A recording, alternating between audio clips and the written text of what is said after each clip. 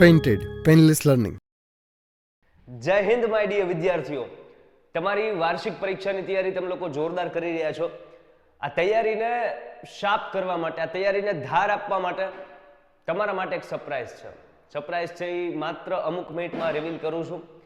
અમુક સ્ટુડન્ટને ઓલરેડી ખબર છે, કેમ કે એ ઓલરેડી આ બેચની અંદર ભણે છે.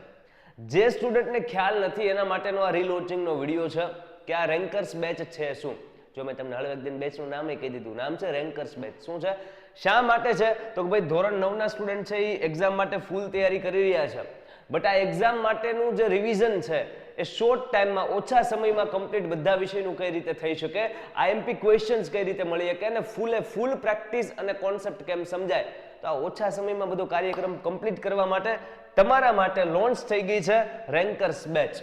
માત્ર ને માત્ર ધોરણ 9 ના વિદ્યાર્થીઓ માટે નહીં. જો તમારા કોઈ મોટા ભાઈ કે બહેન હોય કે જે ધોરણ 11 માં ભણતા હોય, અથવા જે ધોરણ 11 ના સ્ટુડન્ટ અત્યારના સેશન જોઈ રહ્યા છે એમના નાના ભાઈ કે બહેન હોય કે જે ધોરણ 9 માં ભણતા હોય, સો બધા માટે, મતલબ 9 અને 11 માટે રેન્કર્સ બેચ ઓલરેડી લોન્ચ થઈ ગઈ છે. સર, આ બેચના લેક્ચર્સ ક્યાં આવશે, આ બેચ માટેનું આઈએમપી ક્યાં મળશે? પહેલી વાત, નીચે છે ને ડિસ્ક્રિપ્શનમાં વોટ્સએપ ગ્રુપની લિંક આપેલી છે. એ ગ્રુપમાંથી ને તમે જોઈન થઈ શકો છો. કેમાં? તો કે વોટ્સએપ ગ્રુપમાં. એ વોટ્સએપ ગ્રુપમાં તમને IMP content, IMP questions, PDF બધી વસ્તુ મળતી રહેશે. અને આ જે બેચ છે રેન્કર્સ બેચ, આના લેક્ચર્સ ક્યાં આવશે તો કે યુટ્યુબમાં આવશે. એ એકદમ ફ્રી છે.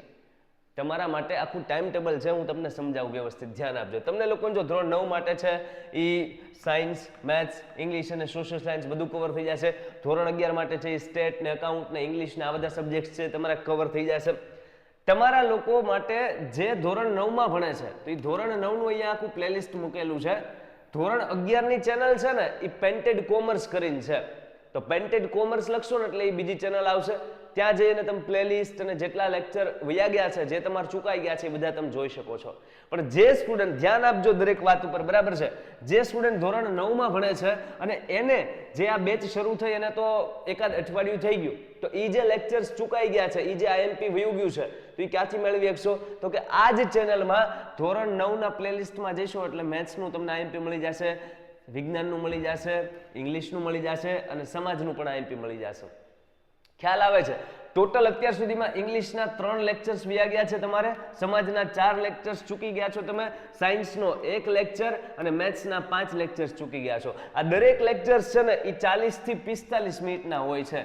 એટલે તમે જો આજથી પણ ચાલુ કરો ને, અત્યારથી ચાલુ કરો ને, તો ઇંગ્લિશ છે એ 3 લેક્ચર છે, 4 તેરી 12, 120 મિનિટ, 2 કલાક થાય. સો 2 કલાકની અંદર તમે ઇંગ્લિશ જેટલું ચૂકાઈ ગયું છે ને એ બધું કવર કરી શકો અને આજે રાતના લાઈવ લેક્ચરમાં પાછા હારોહાર બધાની મહેનત કરી શકો.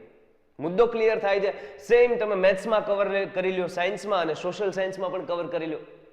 જો આ વર્ષે આજે ઓછો સમય છે અને એ ઓછો સમય હોવા છતાં ધોરણ 9 ની વાર્ષિક પરીક્ષામાં અને જે ધોરણ 11 માં ભણે છે એને સેમ ટુ સેમ સારામાં સારો સ્કોર કરવો છે. જે વર્ષની શરૂઆતમાં આપણે માણસોનું નેચર કેવો ખબર, કોઈ પણ કામ કરીએ ને ત્યારે એનર્જી શરૂ કરીએ ત્યારે એનર્જી ફૂલ હોય, કોન્ફિડન્સ ફૂલ હોય, જુસ્સો ફૂલ હોય. જેવી એક્ઝામ નજીક આવે, જેવો એ સમય કમ્પ્લીટ થતો જાય ને પછી ફાઇનલ યુદ્ધ છે, એમ આપણો એક્ઝામનો કોન્ફિડન્સ, તૈયારીનો કોન્ફિડન્સ એ ધીમો પડતો જાય, ટાઢો પડતો જાય. ઇટ્સ ઓકે, બધા રોર આ જ વસ્તુ થાય કે વર્ષની શરૂઆતમાં જોરદાર જુસ્સો હોય ને વર્ષ પતે તઈ સાહેબ ભી પડી ગઈ છે. જો આ ભીને ઓછી કરવા માટે જ આ બેચ છે. તો રેન્કર્સ બેચ તમે ડેઈલી રેગ્યુલર લેક્ચર્સ જોઈશો, જેટલું ચૂકાઈ ગયું છે એ બધી વસ્તુ કવર કરી લેશો એટલે મજા પડી જશે. હવે નેક્સ્ટ સમજો, શું તો કે આ બેચનું ટાઈમ ટેબલ કઈ રીતનું છે. તમારું સોમવારથી લઈ અને શનિવારનું ટાઈમ ટેબલ એક સરખું છે. સાંજે 7:30 પહેલો લેક્ચર હશે, પછી 8:15 બીજો લેક્ચર હશે અને 9 વાગે છે ત્રીજો લેક્ચર હશે. સો ટોટલ ડેઈલી 3 લેક્ચર્સ આવશે યુટ્યુબમાં. ધોરણ 9 ની વાત છે અત્યારે. ડેઈલી 3 લેક્ચર રેગ્યુલર રાત્રે 7:30 થી લઈને 9:40 કે 45 સુધી હશે. ટૂંકમાં 7:30 થી 10 ની ગણતરી રાખો. આ 3 કલાક જે સ્ટુડન્ટ્સે આપી બધો સિલેબસમાંથી આઈએમપી જેટલું કન્ટેન્ટ છે કવર થઈ જશે. મેથ્સનું, સાયન્સનું, સમાજનું અને અંગ્રેજીનું. ચારેય મુખ્ય વિષયનું ટેન્શન હળવું થઈ જશે જો સોમથી શનિ તમે આટલો ટાઈમ આપ્યો. કેટલો તો કે 7:30 થી લઈને 9:45 10 વાગ્યા સુધીનો. અને સન્ડે છે એ તમારી રજા હશે. રવિવારે એક પણ લેક્ચર હશે નહીં. તો એ રવિવારે શું કરવાનું છે? રજાના દિવસે આખા વીકમાં આપણે જેટલી પણ વસ્તુ ભણ્યા છીએ એનું રિવિઝન. હવે વિચાર કરો, તમારી એક્ઝામ બધાની આમ ગણો ને તો 15 એપ્રિલ આસપાસ હશે.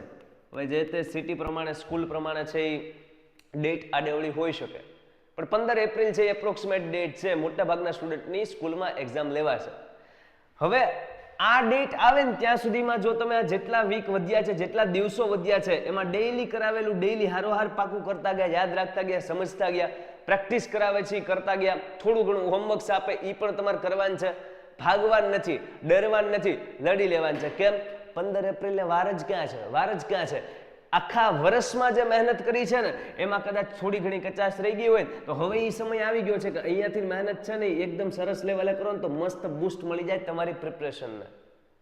ખ્યાલ આવે છે? સો આખું ટાઈમ ટેબલ તમારું છે. સોમવારે 7:30 બીજો પહેલો લેક્ચર, 8:15 બીજો લેક્ચર અને 9 વાગે ત્રીજો લેક્ચર. સેમ મંગળવારે 7:30 પહેલો લેક્ચર, 8:15 બીજો, 9 વાગે ત્રીજો. બુધવારે પણ સેમ.